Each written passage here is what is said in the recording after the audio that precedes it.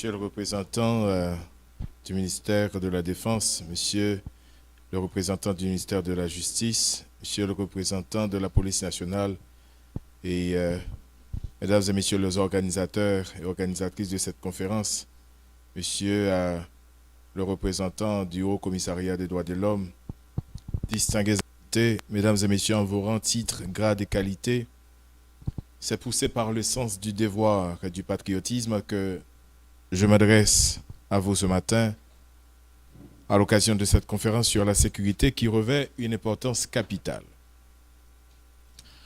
En cette circonstance, il est de ma responsabilité d'exprimer toute ma reconnaissance aux institutions étatiques et celles de la société civile qui constituent la table sectorielle de la sécurité.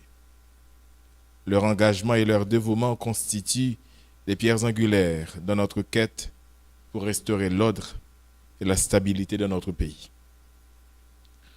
Mesdames et messieurs, il faut bien l'admettre que l'insécurité demeure notre plus grande préoccupation. Cependant, il n'en demeure pas moins vrai que le Conseil présidentiel de transition, aussi bien que le gouvernement, pleinement conscient de la situation, prend les dispositions idoines pour répondre à cette urgence nationale. Et parmi ces mesures, il y a l'acquisition de matériel adéquat destiné à renforcer les capacités des forces de l'ordre et l'utilisation efficace et efficiente de ces matériels en tenant compte de la singularité de la situation sécuritaire actuelle. En dépit de tout, nous faisons aussi l'effort de rester dans les limites des cadres réglementaires qui guident notre engagement en matière de droits humains. Nous efforçons ainsi de garantir une réponse à l'insécurité qui soit à la fois juste, efficace et respectueuse des valeurs démocratiques. Je tiens avec la plus grande solennité à rendre hommage à la police nationale et aux forces armées d'Haïti. Leur courage, leur dévouement et leur professionnalisme dans cette période si difficile méritent d'être salués. Souvent confrontés à des conditions extrêmement difficiles, elles continuent, ces institutions, de jouer un rôle essentiel dans la lutte contre l'insécurité et la criminalité organisée, contribuant ainsi à la sauvegarde de la paix et de l'ordre public. Il est également essentiel de souligner l'importance de la coopération internationale, en particulier avec la mission multinationale d'appui à la sécurité, dont l'assistance technique nous est précieuse. Certes, la route reste semée d'embûches.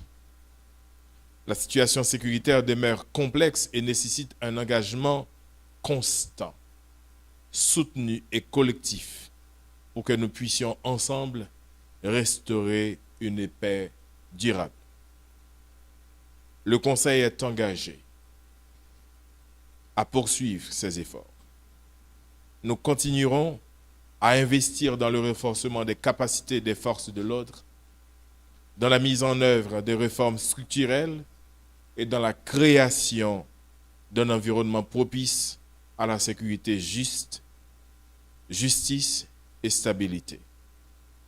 Toutefois, il est impératif de souligner qu'aucune avancée ne sera durable sans une collaboration étroite et harmonieuse avec la société civile et les instances étatiques.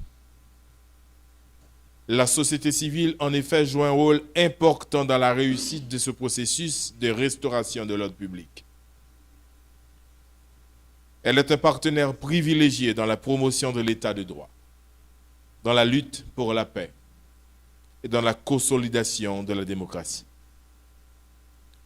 La tâche, mesdames et messieurs, qui nous incombe est collective et chacun de nous doit apporter sa contribution pour garantir la sécurité de notre nation et le bien-être de ses citoyens.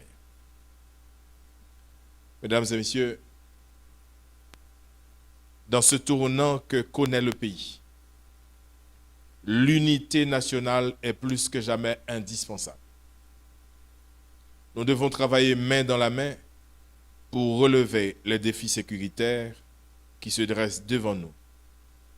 La collaboration entre tous les secteurs de la société civile, économique et politique est essentielle pour garantir la stabilité et la prospérité pour Haïti.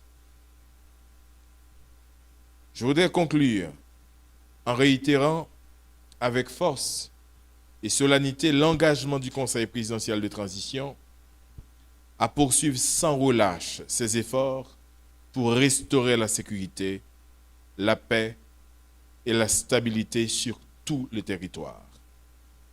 Nous avons certes accompli de progrès importants, mais nous avons également conscience que beaucoup reste à faire. Et c'est avec détermination, unité et fermeté que nous allons continuer à œuvrer pour un avenir plus sûr, plus stable et plus prospère pour notre cher Haïti. Je vous souhaite donc un bon travail pour cette journée de conférence et je vous en remercie. Merci.